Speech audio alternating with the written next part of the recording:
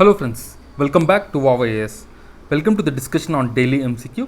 आज है 15 जून 2021 और अब हम डिस्कस करने वाले हैं आज के 5 current affair based MCQs. So let's begin. First we will discuss the question that was asked yesterday. So the question for yesterday is, who launched Project Loon? And some of you have given the right answers as well.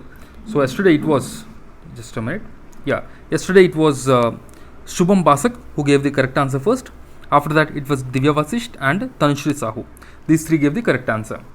Now let's begin the discussion on this question. So this Project Loon, if you see, it was launched by Google. It was launched by Google, right? So the main aim of this Project Loon is that to ensure that the internet reaches the remotest areas in the world. So how they are ensuring this? They are ensuring this through a hot air balloons. Hot air balloons. So it's a balloon powered internet, you can say. So what they will do is that under this Project Loon, a network of balloons will be there, and they will be traveling on the edge of this space. And while they are traveling on the edge of this space, they will ensure connectivity even in the remotest places on the earth. Okay? So this is the concept of Project Loon, right? So it is said that these balloons, they will be traveling at approximately 20 kilometers above the earth's surface in the stratosphere. Okay? So it's a software based algorithms, okay, that this balloon loon will be using. Now let's begin with today's questions. But before that, a small information, guys. So all the questions and their solutions in a PDF format is available in our Telegram channel. The Telegram channel details are there in the description. You can just join our Telegram channel. And also we are providing videos for the Vision PT 365 which are available freely on the YouTube. You can watch that as well. And we are providing summaries for the PT 365 prelims test series, etc. of Vision. You can visit our Telegram channel for all these details. Now let's begin. The first one, the report titled Cost of Climate Change in India is released by whom? A. Overseas Development of India, B. UNEP, C. WWF, and D. Niti Aayog. Here we have to choose the correct answer, and the correct answer is A. Overseas Development Institute. So this report, the cost of climate change in India, actually this is released by this London-based global think tank, and it actually looks at the economic cost of climate risks involved. Because what will happen is that the climate change will lead to a lot of catastrophes, and because of that, India is going to lose a lot in terms of GDP. So all these calculations are made by this institute. Okay? So according to them, if you see the climate change impact on India, currently India is already feeling the impact of 1 degree global warming, which is the rising heat waves, heavy rains, and rising sea levels. Okay? And also they estimated that India will be losing about 3 to 10% of its GDP annually by 2100 due to this climate change. Moreover, if the temperature is contained, even if the temperature is contained to this 2 degrees centigrade, India will still lose approximately 2.6% of GDP annually. But if this reaches 3 degrees centigrade, if the temperature increases by 3 degrees centigrade, then India is going to lose approximately 13.4% annually. 13.4% of GDP annually. So it's a great loss for India. And also because of this, more people are going to be pushed into poverty, and the poverty is going to rise. This is what is said by this report. Now the second question. Consider the following statements with respect to Pencil Portal. First one, it is administered by the Ministry of Women and Child Development to rehabilitate child labor in the country. Second one, it aims at engaging the states, central and state governments, civil society, and the public in eradicating child labor. So यहाँ पे we have to choose the correct answer. A 1 only, B 2 only, C both 1 and 2, and D neither 1 nor 2. So here if you see this question, the first statement, it is given that it is administered by it is administered by the Ministry of Women and Child Development. This is wrong, because it is administered by Ministry of Labor, okay, to rehabilitate child labor.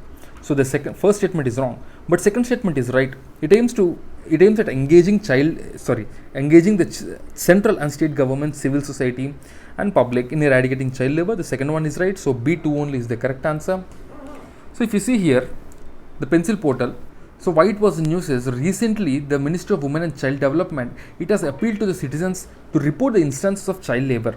Okay, so that's why this was in news. And this child labor, if you see, it's a huge problem. The children are losing their rights, and even this child labor is banned by the constitution. So this is, as I told already, it is launched by Ministry of Labor and Employment to rehabilitate child labor. Okay, and rest of the details I've given you, you can just go through it. And the full form of Pencil Portal, if you see, it is platform for the effective enforcement of no child labor. Okay, so these are the important information. You can just go through it once. If you have any doubt, so do ask in the comment box. We will get back to you. So the third question: consider the following statements with respect to Bru or Riyang community. First one: they are recognized as particularly vulnerable tribal group in all northeastern states. Second one: the Bihu is the popular festival of Riyang community. Here we have to choose the correct answer. A, 1 only, B, 2 only, C, both 1 and 2, and D, neither 1 nor 2.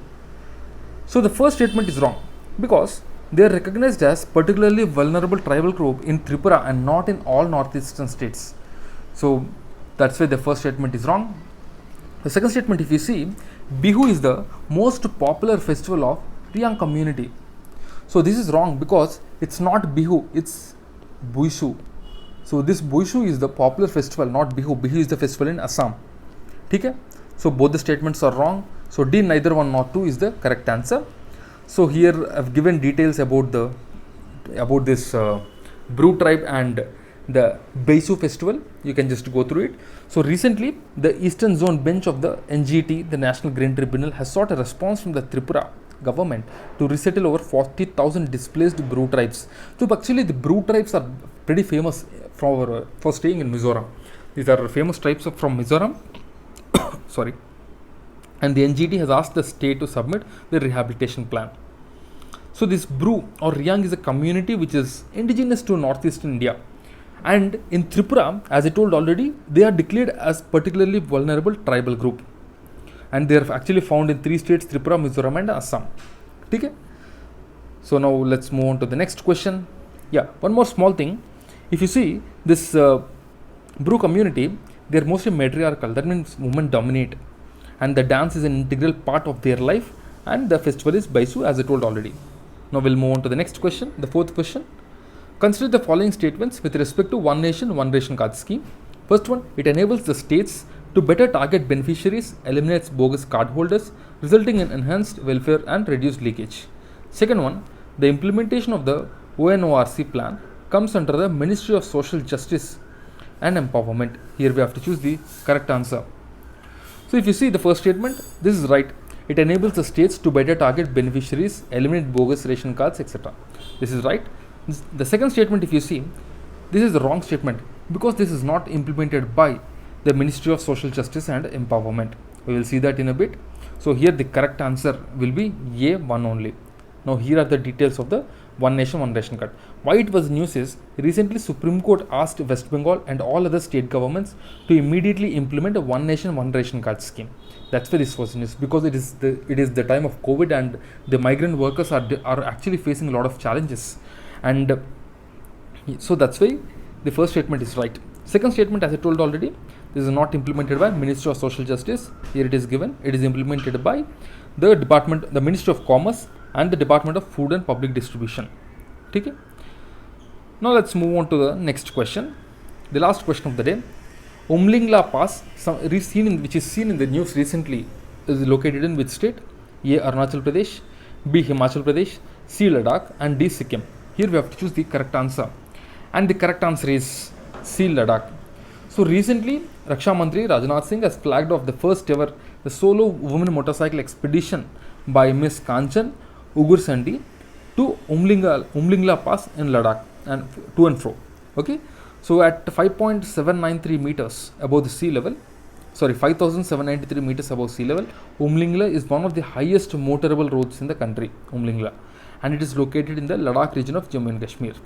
The 54-kilometer long road which is passing through Umlingla, this will connect important villages like Chimsle, Demchok, and it took 6 years for the Border Road Organization under Project Hima to build this highest motorable road. Right? Now let's see the question of the day. So the question of the day is, which organization releases Logistics Performance Index, LPI? You have to tell us which organization will release this Logistics Performance Index. So do comment your answer in the comment box. We will see who will give the answer first. Right? So here are our initiative, guys. So just go through it. Go to our Telegram channel. We can find all the details over there as well. Right? So that's it for the day. Thank you. I'll see you again tomorrow with 5 more questions. Till then, keep studying and stay tuned. Jai Hind.